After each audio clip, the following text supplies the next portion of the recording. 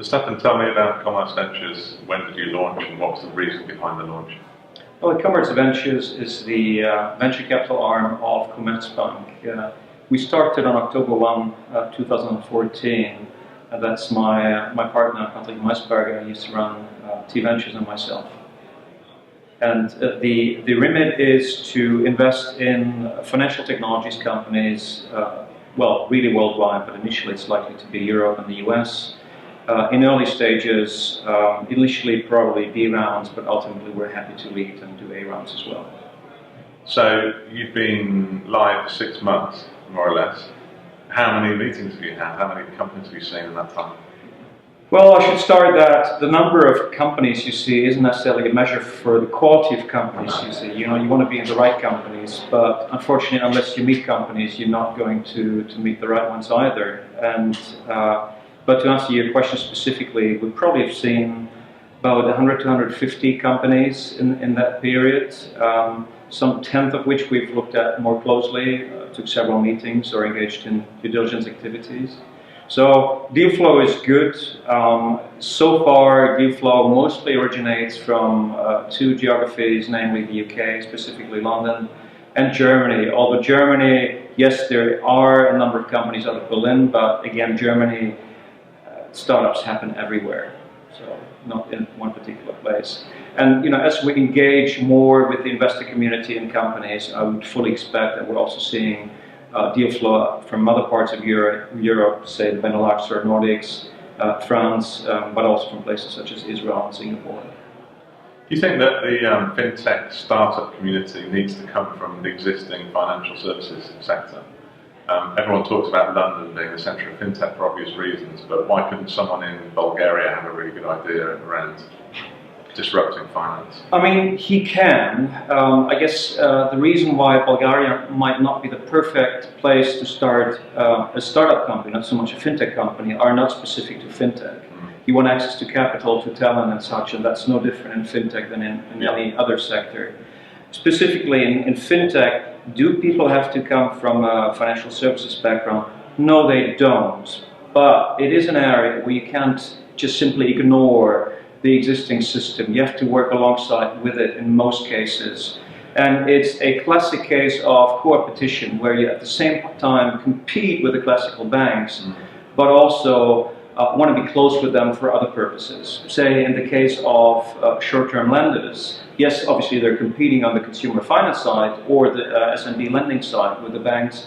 At the same time, they're looking at them to basically finance their loan books. So there you go. And I think most entrepreneurs I've met, they are quite aware of that. And yes, there are, of course, attacking the banks, but it's not a zero-sum game. So a lot of what these people do is incremental to what banks are doing, and banks have not been doing so far. So they're increasing the size of the pie, and it's not just about taking away market share from the banks, although that can happen as well, obviously. Is there a lot of competition around among the VC and investment community for these startups? There seem to be more and more funds opening, and then there's incubators and accelerators that some of these companies are graduating from. They'll be very well known because of that.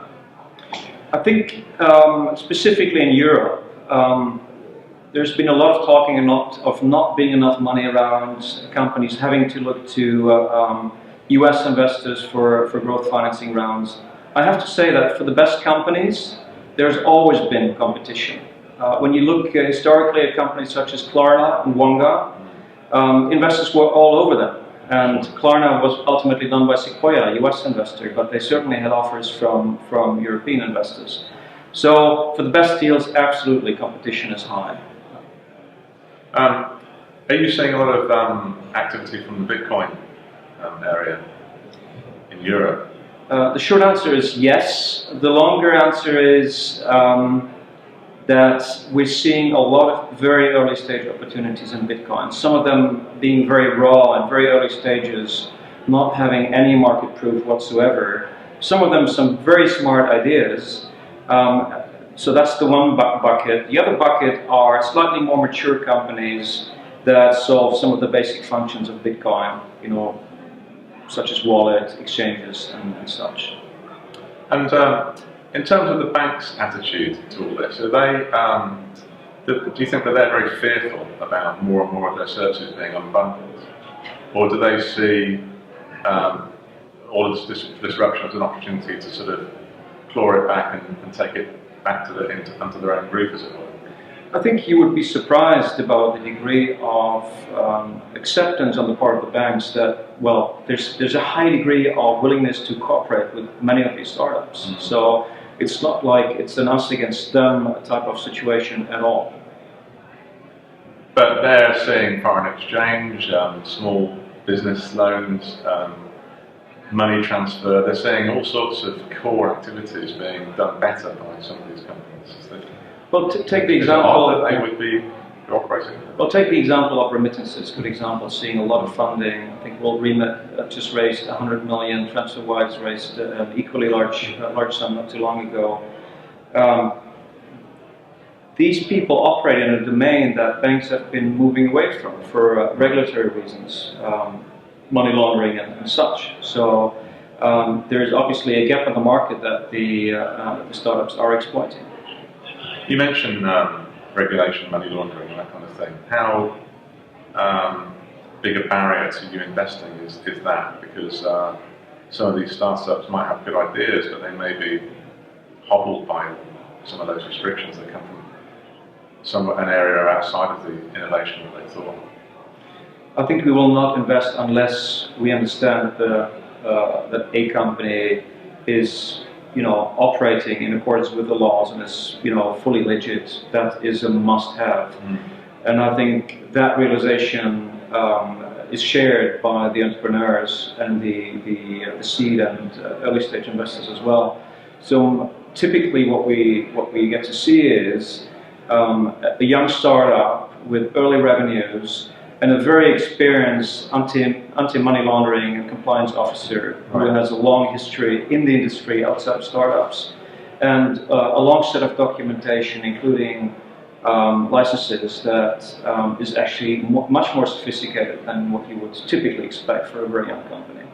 Do you think it's a barrier to good ideas? Do you think there might be bright young entrepreneurs out there who will look at finance and think, I'll try and disrupt transport instead because it's just not so many regulations? Well, I guess it's a trade-off, right? Regulation is a good thing. It's, at the end of the day, it's here to protect the consumer and the businesses in a country. On the other hand, if there were no regulation, all sorts of things would be tried that potentially could lead to a great outcome. So I think as a society, we have to choose where we want to be on that dial. I think that's not a static situation. In some markets, we're moving towards tighter regulation. Others are more startup friendly. And that also has an impact on money flows in terms of where do investors feel that the regulatory environment is more startup friendly. And so finally, in terms of your fund, when do you expect to make your first investment? Well, listen, the first investment will be made as soon as possible, as late as necessary. Right. We're not in the business of doing fast deals, we're in the business of doing good deals, and we have the patience to get to that point. All right. Many thanks for talking to us. Thank you. Thank you.